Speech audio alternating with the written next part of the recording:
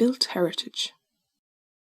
The relevant curriculum strands and skills covered by this content are listed here.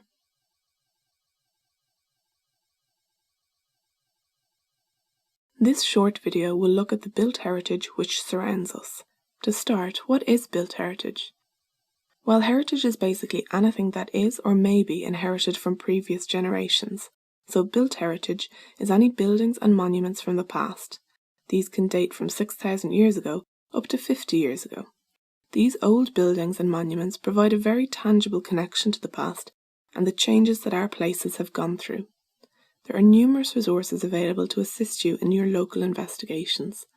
One particularly good website is itsabouttime.ie, which has many activities and detailed lesson plans for looking at historic periods in Ireland.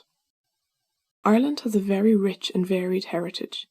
So if we're looking at built heritage, we have examples from the Neolithic people of 6,000 years ago, right through to the arrival of Christianity around 1600 years ago, and then more recent built heritage, where much of your local examples might actually originate. So to start off, where do we get our information on built heritage from? Most comes from the work of archaeologists. Archaeology is a study of how people lived in the past by looking at the things they left behind.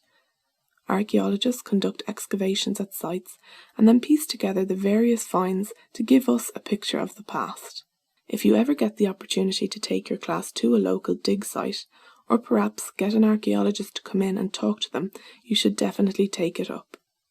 There are also nice activities you could do, like the day in the life of an archaeologist, following the methods used on the dig site, using brushes to move soil, carefully labelling, analysing the materials post-dig, etc.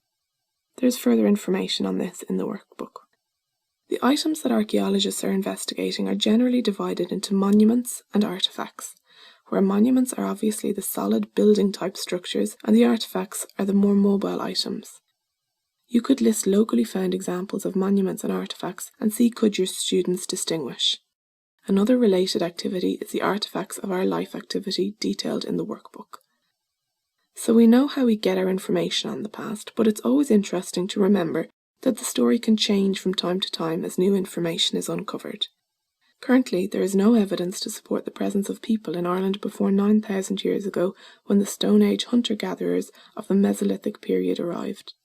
In the UK, there is evidence of people from 500,000 years ago, so maybe they were here and evidence is yet to be discovered, or maybe the evidence was cleared by glaciation. It was originally thought that the Mesolithic people arrived via a land bridge from Scotland to Antrim, but now there's a theory that it was due to an increase in maritime activity. You see, the story changes and gets added to all the time. Each new excavation carried out also adds to our knowledge on the past. New evidence is uncovered, adding to or perhaps changing what we already know. This can be interesting to consider when looking at any of your local built heritage. The current story or the story that you know could well change if you talk to someone else or do a little bit more research and add to the story. So the first people in Ireland are thought to be the Mesolithic hunter-gatherers who arrived around 9,000 years ago. Then about 6,000 years ago, the Neolithic people started farming and building the megalithic tombs. After them was the Bronze Age, about 4,000 years ago, where people mixed copper and tin and made things from bronze, as well as starting to work with gold. Then the Iron Age, from about 2,500 years ago, where people lived in cahers and made weapons from iron. Christianity arrived 1,600 years ago, and we see remains of early churches and monasteries, some still in use. The next major event was the establishment of Viking settlements around the coast about 1,200 years ago. The years that followed were tumultuous, as we know, with various switches in power and battles from the Norman era 850 years ago, the Tudors 550 years ago, the flight of the Earls and plantations 400 years ago, Cromwellian wars and Battle of the Boyne around 330 years ago, taking us right up to the 1798 rebellion, the famine in 1845, and the 1916 Rising and War of Independence. That's taken us through about 9,000 years of history. Pretty impressive. But just gives you an idea of the wealth of heritage that can be discovered locally. Each of these times has monuments associated with them, with different functions at the time, be it for shelter, burials, worship, or maybe even agriculture and industry. You should also consider the multiple uses for some of the local monuments or buildings. They may have been built with one intention, but over time the needs or beliefs of the community may have changed, resulting in new focuses for already existing structures, and equally may be resulting in no further use and abandonment of the buildings or monument. One example to illustrate this would be the ritual focus associated with megalithic tombs in Ireland. While their predominant function may have been burial, they are also thought to have been the sites for important rituals such as weddings.